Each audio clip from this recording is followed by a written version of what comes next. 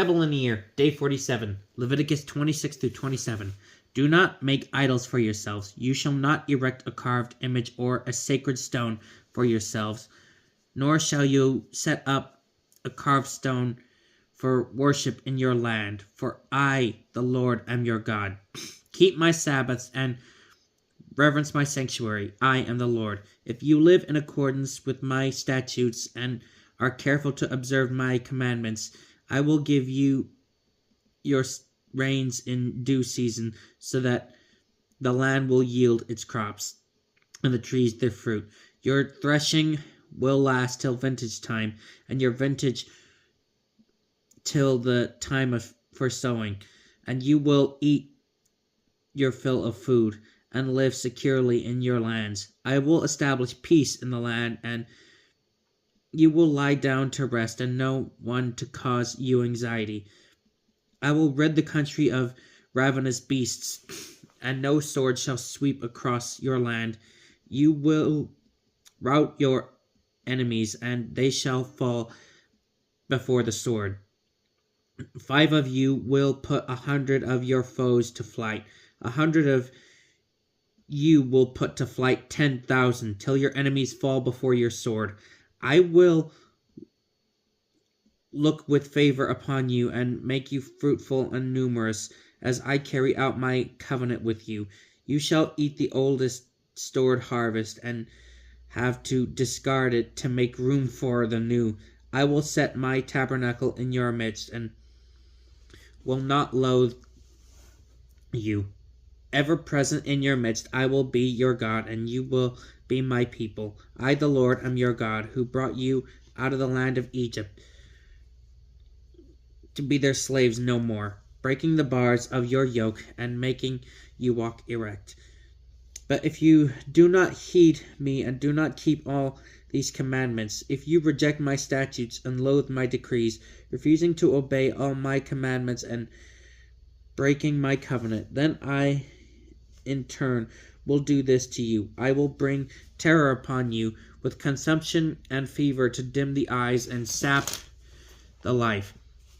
You will sow your seed in vain, for your enemies will consume the crop. I will turn against you, and you will be beaten down before your enemies, and your foes will lord it over you. You will flee, though no one pursues you.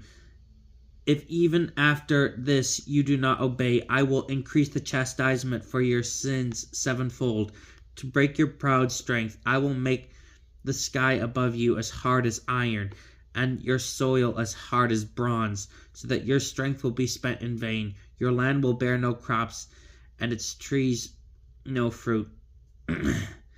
If then you continue hostile, unwilling to obey me, I will multiply my blows sevenfold, as your sins deserve. I will unleash wild beasts against you to rob you of your children, and wipe out your livestock till your population dwindles away and your roads become deserted.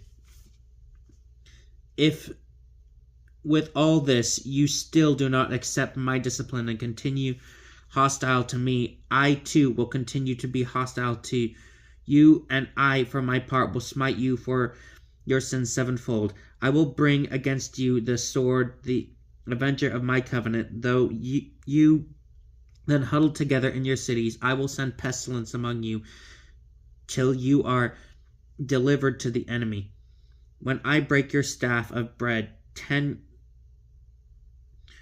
women will need but one oven for baking your bread, and they shall dole it out to you by weight. And though you eat, you shall not be satisfied. If despite all this you disobey and continue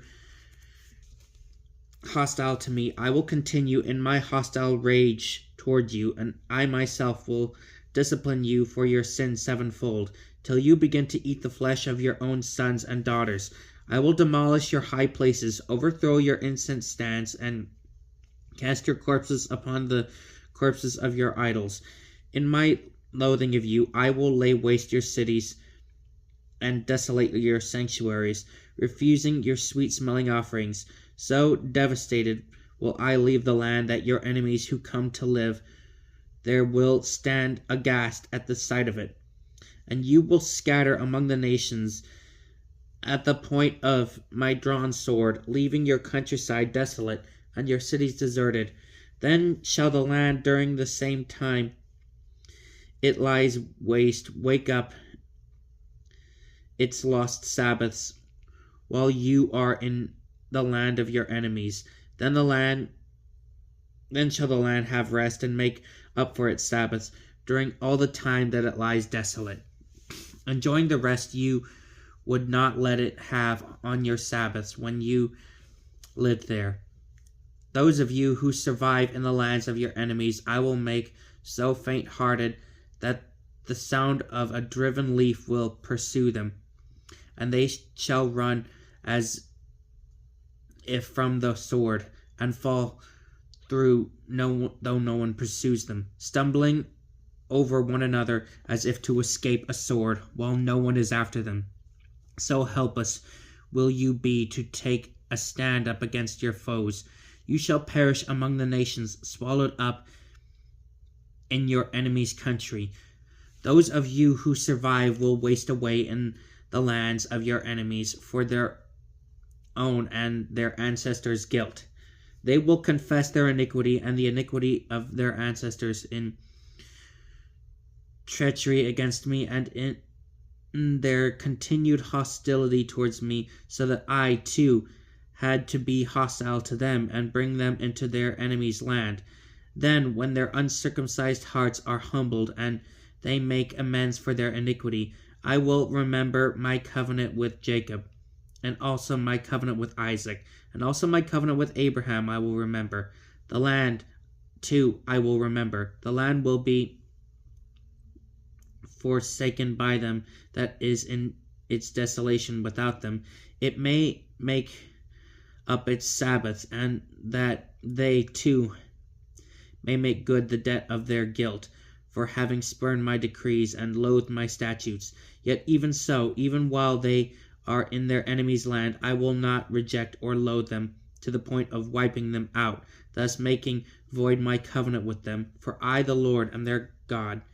I will remember for them the covenant I made with their forefathers, whom I brought out of the land of Egypt before the eyes of the nations, that I might be their God. I am the Lord. These are the statutes, decrees, laws which the Lord established between himself and the Israelites through Moses on Mount Sinai. The Lord said to Moses, "Speak to the Israelites and tell them, when anyone makes a vow to the Lord with respect to the value of a human being, the value for males between the ages 20 and 60 shall be 50 silver shekels by the sanctuary shekel, and for a female the value shall be 30 shekels. For persons between the ages of 5 and 20, the value for a male shall be 20 shekels, and for the female 10 shekels. For persons between the ages of 1 month and 5 years, the value for a male shall be 5 silver shekels, and for the female 3 shekels. For persons of 60 or more, for a male, the value shall be 15 shekels, and 10 shekels for a female. However, if the one who made the vow is too poor to meet the sum, the person must be set before the priest, who shall determine a value. The priest will do this in keeping with the means of the one who made the vow. If the offering vowed to the Lord is an animal that may be sacrificed, every such animal given to the Lord becomes sacred.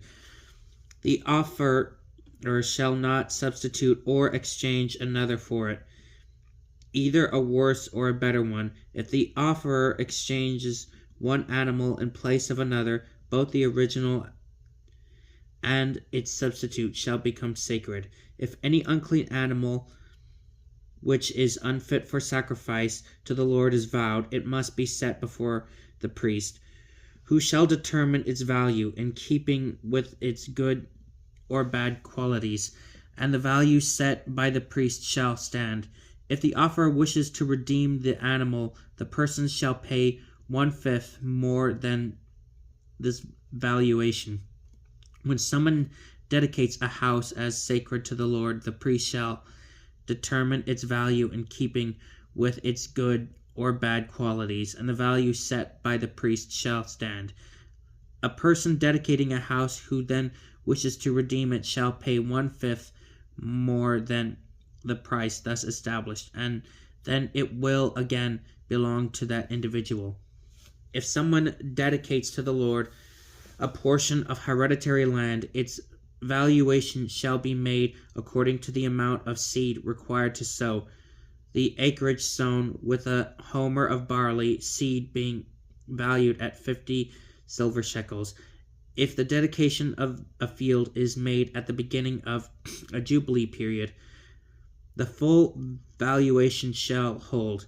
But if it is soon sometime after this, the priest shall estimate its money value according to the number of years left until the next jubilee year, with a corresponding reduction on the valuation. A person dedicating a field who then wishes to redeem it shall pay 1/5 more than the price thus established, and so reclaim it.